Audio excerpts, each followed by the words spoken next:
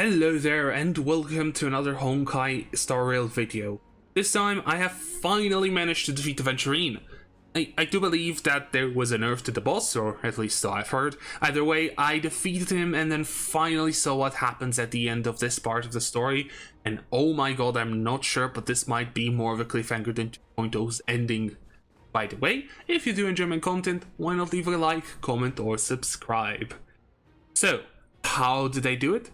Well, I pulled for Acheron, built her, and built Pila, and by that point I think Aventurine was already nerfed.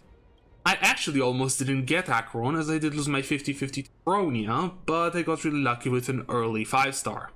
As for building her, nothing too bad other than, of course, relic farming, which is the majority of a build. I ended up using all my backed up energy, that 2400 bank that you get, and also a lot of Trailblazer batteries, I'm not sure how they're actually called, to get some decent gear. Like, I say decent mainly for Acheron, because that took most of that Trailblazer energy, as Pila doesn't even really have leveled up relics. Well, the least important part is out of the way. What exactly happened after the fight?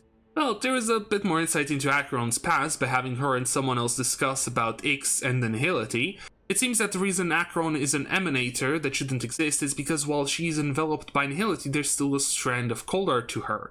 A lot of the people who are embraced by Nihility and do go into Nihility's shadow do not really emerge back out, or something along those lines, so that's why she shouldn't exist.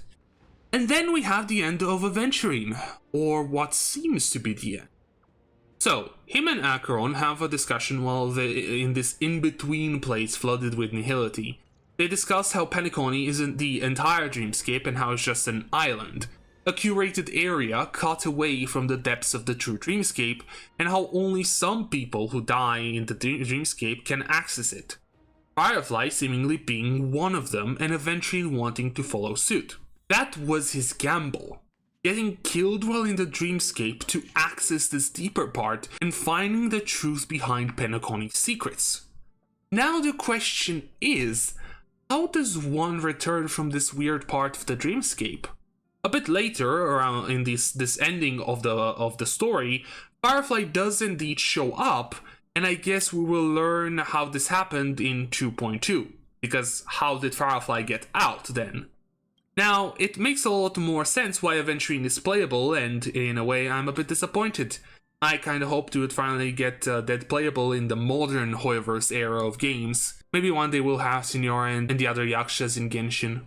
One day.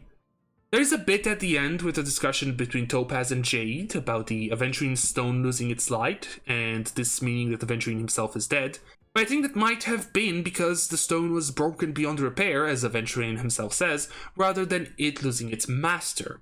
I'm unsure though, until we see what exactly happened to Robin. As I said earlier, Firefly does appear a bit later, and Aventurine seems to know that he isn't really dead. So what's going on with Robin then? After that small exchange, we get another quick scene with the Trailblazer and Sam, of all people. Or should I say, Firefly. Yup, amazing reveal, but it's unfortunate that I got spoiled about it. Well, people have been theorizing that Sam and Firefly are the same person since 2.0, if I recall correctly, but I do wonder if what we see Firefly do by turning into robotic Sam, like a Power Ranger, means that she can transform both in the dreamscape and in the real world.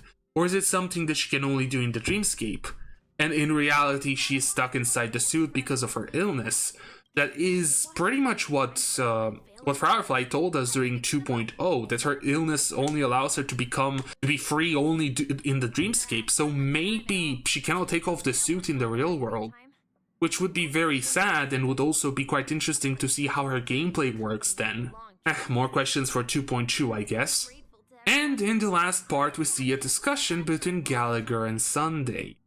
Once again, more questions than answers. Initially, in the same update, Gallagher told us that he was there when the Watchmaker first founded Penacony. And technically he's right.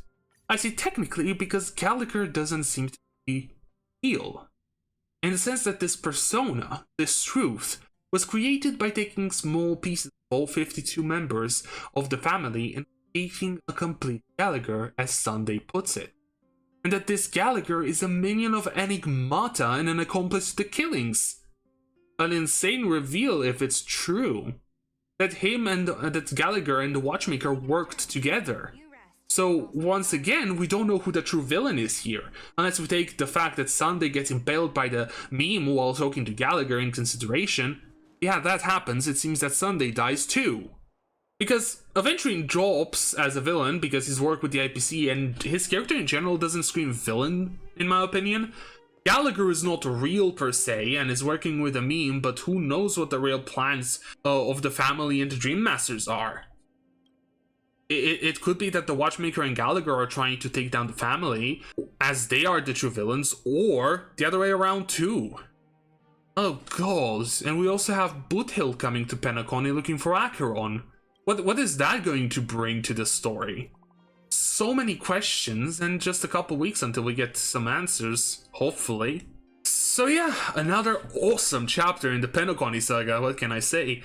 Each of them coming with a cliffhanger and so many questions, and each subsequent one answering one while bringing another two. It's like an actual Hydra. I'm really curious to see how the story will end and what is the truth behind the Dreamscape and Penacony. Who is the true villain of this story? Either way, thanks for watching, and I'll hope to see you all in the next one.